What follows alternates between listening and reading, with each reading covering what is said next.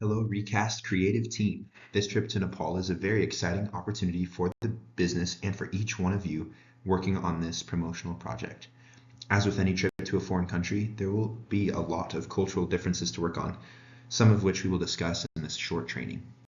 Interactions with the people and the ways of Nepal will happen in different settings, such as local urban centers, rural villages surrounding the college, and within the Bible College, where the primary filming of the promotional video will take place.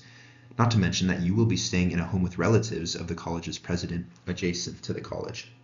You will need an awareness and etiquette for all of these interactions in order to make this a successful trip. First off, note that Nepali culture is much more collectivistic than American culture.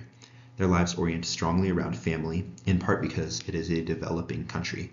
When there is a lot of subsistence farming and distrust for the government, people need to rely on strong family groups. Age also comes into play here, with older people of family groups having authority and being highly respected.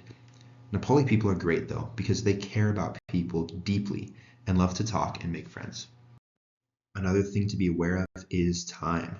Like most Eastern cultures, promptness is not as important or heavily emphasized than in American culture, but levels of timeliness typically increase in business contexts or with people they have a deeper relationship with. A good rule of thumb for all of us is to always be prompt so that you don't offend, but also to be gracious when others are not. While some Nepali people do value economic achievement and land ownership as giving you status, they are much more in tune with how you interact socially and where you stand in your family. They also enjoy creativity, a great example being the use of vibrant clothing and other crafts during their many festivals and celebrations. Due to the high levels of agriculture and even subsistence farming in the nation, it makes sense that family and personal virtue help determine social status. Nepali culture is also very hierarchical. People are comfortable with differences and viewing others as higher or lower, as they are heavily influenced by the Hindu caste system. This has less to do with economic prosperity and more to do with what family you are from. Differing gender roles and statuses are also very apparent, especially in rural areas. Both men and women do manual labor, but men tend to do more agricultural work, while women take care of things at home, like gathering firewood and cooking. Women are also almost seen as if they were in a lower class.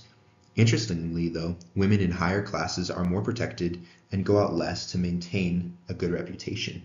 And lower classes, they do not value this as much, as women are more outspoken around men, more likely to earn a living wage, and have more freedoms.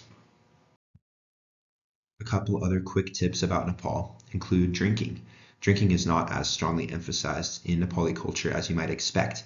In fact, the highest caste Hindus don't drink at all. Drinking in public is considered fine, but being drunk in public is definitely frowned upon, especially for women. Don't be surprised in Nepal if you come across people that don't want to drink at all. As far as gift giving goes, it's not as big of a deal in Nepal as you might expect, but it is polite to bring a small gift when visiting someone's home. Do make sure, however, to only offer or receive gifts with your right hand.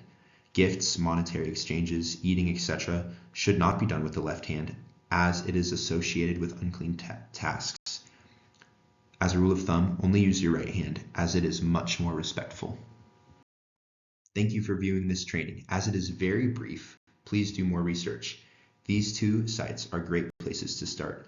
Honing in on your cultural and etiquette skills will make this trip a success.